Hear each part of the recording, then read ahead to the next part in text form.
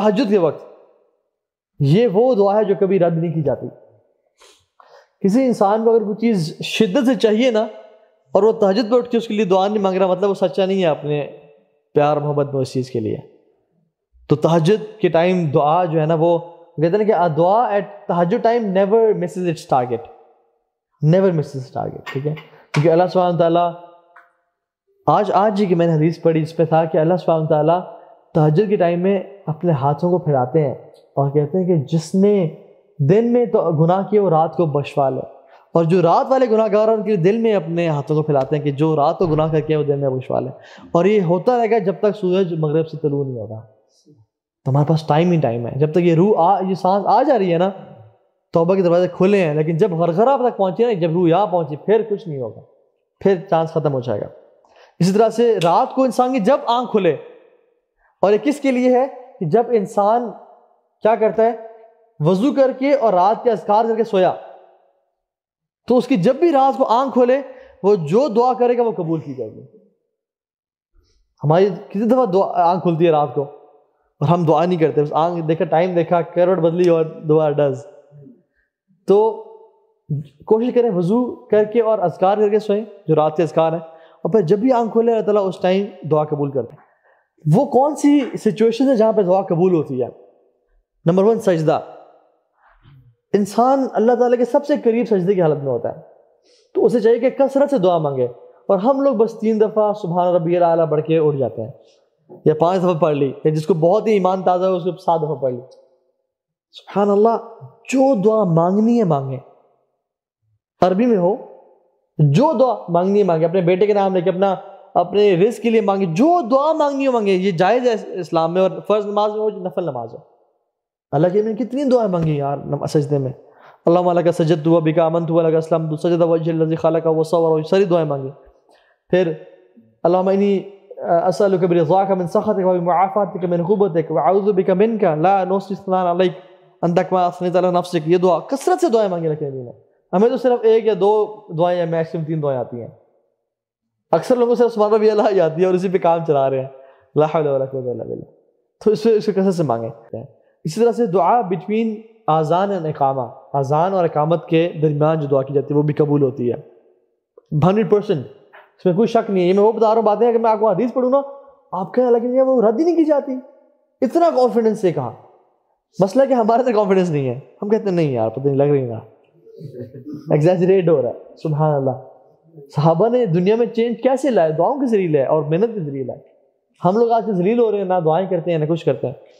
تو جمعے کے دن بھی ایک ٹائم ایسا آتا ہے جس میں ہر دعا قبول کی جاتی ہے، اور کچھ مفسرین نے بتایا کہ وہ عصر سے مغرب کا ٹائم ہے، لیکن حدیث میں مینشن ہے کہ جنرلی جمعے کے دن ایک ایسا وقت ہے جس میں دعائیں قبول کی جاتی ہیں. ٹھیک ہے، اور تو اس میں ہمیں دعا کرنی چاہیے. عرفات کے دن دعائیں قبول کی جاتی ہیں. جہاد کے میدان میں جو شخص جہاد پہ گیا ہوا ہے دعائیں قبول کی جاتی ہیں. بارش کا ٹائم، جس سے کل پرسوں بارش ہو رہی تھی، ہم لوگ سٹوریز پہ اپڈیٹ کر رہتے ہیں اور دعائیں نہیں کرتے. تو دعا کریں اس ٹائم. مطلب کون سا انسان ہے اس سے کچھ نہیں چاہیے؟ کوئی ہاتھ کھڑا کرے مجھے کچھ نہیں چاہیے اللہ سے، کوئی بھی نہیں ہے یار ہمیں سے. ہم سب محتاج ہیں، ہم سب فقیر ہیں، ہم سب کی بہت ساری خواہشات ہیں ہمیں چاہیے، لیکن ہم دعا نہیں مانگتے، ہم مانگتے نہیں ہیں. You will not get it if you not ask for it. تو ask for it انشاءاللہ. ٹھیک ہے. after the end of فرض صلاح، نماز کے اختتام پہ، اس میں علماء کی 2 رائے ہیں، اور زیادہ جو اوتھینٹک رائے ہے وہ یہ ہے کہ نماز کے اختتام پہ سلام سے پہلے، سلام پھیرنے سے پہلے کا جو ٹائم ہے نا، جس میں آپ نے التحیات للہ اور درود پڑھ لیا اور پوری نماز اپنے اللہ تعالیٰ کے لیے پڑھی، اور التحیات تو کیا اللہ کی حمد و ثنا ہے، اور درود کیا اللہ کی درود ہے، آپ نے حمد بھی کر لی، درود بھی پڑھ لیا. اب دس از دا ٹائم کہ اللہ تعالیٰ آپ سے راضی ہیں اور دعا قبول کرنے کے اس میں، کیونکہ آپ نے اللہ تعالیٰ کے سامنے سجدے کیے، اللہ کی حمد و ثنا ساری نماز میں بیان کی. عربی میں شیخ نماز کے بیچ میں جو پڑھا جائے گا وہ عربی میں پڑھا جائے گا. اس میں اختلاف ہے علماء. کچھ علماء کہتے ہیں نفل نماز میں سجدے میں اردو میں پڑھ سکتے ہیں، لیکن زیادہ بہتر اوپینین یہ ہے کہ عربی میں ہی پڑھنی چاہیے. ٹھیک ہے، تو یہ ہے. عربی میں دعائیں آسان ہیں، انسان سیکھ لے، ترجمہ سیکھ لے، اور بہت جامع دعائیں بھی ہیں. ٹھیک ہے، اللہم انی اسألک من فضلک، یہ دعا بندہ کر لے. اللہم انی اسألک العافیہ، یہ دعا کر لے. اللہم انی اسألک الہدی والتقی والعفاف والغنی، یہ 4 چیزیں مانگ لیں. ہدایت، تقوی، عفافہ مطلب عافیت، اور غنا، کتنی جامع دعا ہے. تو مانگیں انشاءاللہ. اور دوسری جو اس پہ اوپینین ہے وہ یہ کہ نماز کے بعد جب انسان سلام پھیر لیتا ہے اور جو نماز کے بعد کے مصنون اذکار ہیں وہ کر لیتا ہے، اب اس کو چاہیے کہ دعا مانگے اپنی. ٹھیک ہے، لیکن نماز کے بعد جو سارے کٹھے مل کے ہاتھوں کا اٹھانا اور کٹھے مل کے اجتماعی دعا مانگنا، یہ کبھی کبھی تو لیکن ثابت ہے، لیکن ہر نماز کے بعد اس کو معمول بنانا یہ ثابت نہیں ہے. ٹھیک ہے، تو انسان کو اپنی ہی دعا مانگنی چاہیے، لیکن لوگوں نے اپنی دعا بھی مانگنا چھوڑ دیا. انفارچونیٹلی مانگنی چاہیے دعا. ٹھیک ہے، کسی کے پیچھے دعا مانگنا، اس کی کمر کے پیچھے، مطلب اس کی ایبسنس میں. حدیث بات ہے اگر تم اپنے بھائی کے لیے اس کے پیچھے دعا مانگو گے تو جو دعا تم اس کے لیے مانگ رہے ہو فرشتہ تمہارے لیے دعا مانگ رہا ہے. تو اگر میں کہتا ہوں یا اللہ میرے بھائی کو رزق دے، اس کو عزت دے، اس کو نیک بنا، تو میرے تو بڑے گناہ ہیں، شاید میری دعا قبول نہ ہو، لیکن فرشتے تو اللہ کی نورانی مخلوق ہے، ان کے تو کوئی گناہ نہیں ہے، ان کی دعا شاید میرے لیے قبول ہو جائے. تو اس لیے کسی کے پیچھے دعا مانگیں.